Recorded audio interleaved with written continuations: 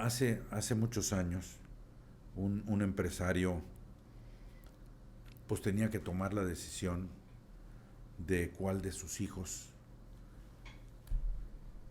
sería su sucesor.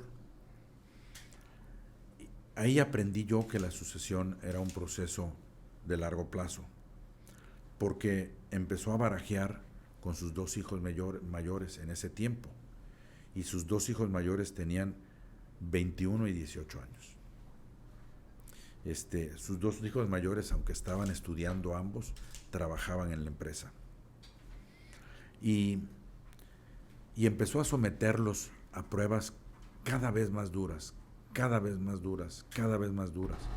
Y les hacía exámenes cada 6 meses, traía diversos psicólogos y les hacían pruebas psicométricas y se los presentaba a ellos para que ellos vieran cómo los medían pues, los expertos en evaluación de talento, ¿verdad? Y de pronto se da cuenta que uno de sus dos hijos, el más joven, parecía tener más talento que el mayor. Aunque el mayor era muy centrado, no era tan visionario y ni tenía el empuje ni el drive que tenía el hijo pequeño.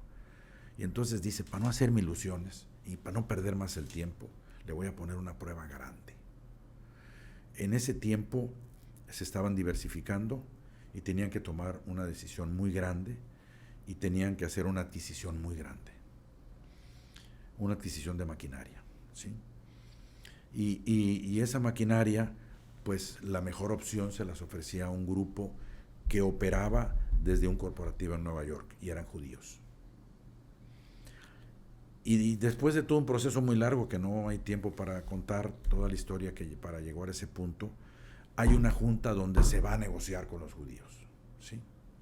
Y entonces él le dice a sus dos hijos, esta es la situación que tenemos que definir quién va a negociar, solo quiero vaya uno de nosotros, quiero que me digan ustedes quién va a negociar, ¿voy yo, vas tú o vas tú? Y el hijo chiquito no acababa de terminar de hablar al papá cuando dijo, yo voy, papá. No había cumplido 20 años.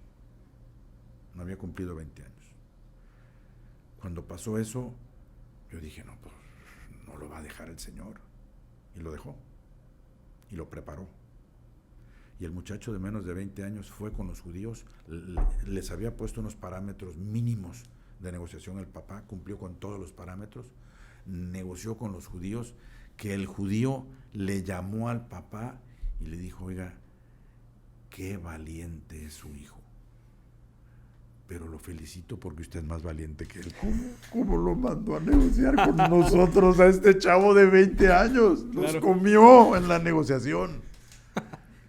Desafortunadamente, poco después de esa negociación, Hans murió antes de cumplir 20 años, murió en un accidente. Y el sucesor fue el otro hijo, por excepción, porque murió el otro. Eso... Me puse chinito. Me pongo chinito. Cada vez que me acuerdo me pongo chinito. Es un tema pero aprendí mucho de eso. Es un tema súper debatible. Ahora, hablando de sucesión, queríamos tocar ese tema antes de iniciar. ¿Qué es lo más difícil de una sucesión familiar? ¿Qué es lo más complicado? Lo más complicado es que toda la familia y el líder actual acepten que el proceso en que se van a embarcar es un proceso donde lo importante no es qué le van a dejar a los hijos, donde lo importante es a qué van a comprometer a los hijos. Y es muy difícil, sobre todo cuando te ha ido bien y tienes mucho dinero, es muy difícil pensar en qué es más importante alistarlos para que sean capaces de seguir creando riqueza que recibir riqueza. Y por lo tanto, tienes que crear condiciones de gobernabilidad en los que van a seguir. Entonces tienes que elegir muy bien al líder de dueñez y al equipo de dueñez, y tienes que olvidarte de todos los demás criterios. El criterio de equidad no es importante. El criterio de equilibrio entre las ramas familiares no es importante. A la hora de la hora es importante porque no tienen la madurez de crear un sistema que por sí mismo funcione. Pero algunos lo hacen, y los que lo hacen planes de sucesión magistrales. Porque entonces, aunque le den las mismas acciones a todos, no a todos les dan el mismo poder de voto.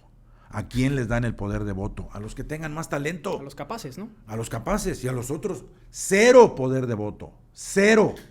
Tienes todo el usufructo que te corresponde de acuerdo a tu porcentaje de acciones, pero las decisiones las toman los que saben, los que pueden, los que son capaces, ¿sí? Y entonces todo lo alineas a eso, para que ellos puedan gobernar. ¿Por qué? Porque tarde o temprano toda empresa familiar va a estar conformada por 2, 3 que la talonean muchísimo y muchos que nomás reciben. Claro. Pero si todos tienen el mismo poder de decisión, ya se fregaron. Van a acabar con eso. ¿Sí? Y si eso es lo más difícil, ¿cuál es el error más común que se comete a la hora de una sucesión? Partes iguales a rajatabla. Eso es. Sí, el error más común es partes iguales a rajatabla. Y eso tiene que ver un apego, ¿no? Y el sucesor es el primogénito, hombre. ¿No? Hemos convencido a empresarios de que era la mujer, no el hombre. Hemos convencido al empresario que era el más joven, no el de mayor edad. Y hemos convencido al empresario de redistribuir su fórmula hereditaria para que la acomode, para que puedan trabajar los que le siguen. Que volvemos a lo mismo, es el más capaz, ¿no? Es el más capaz. Es el más capaz.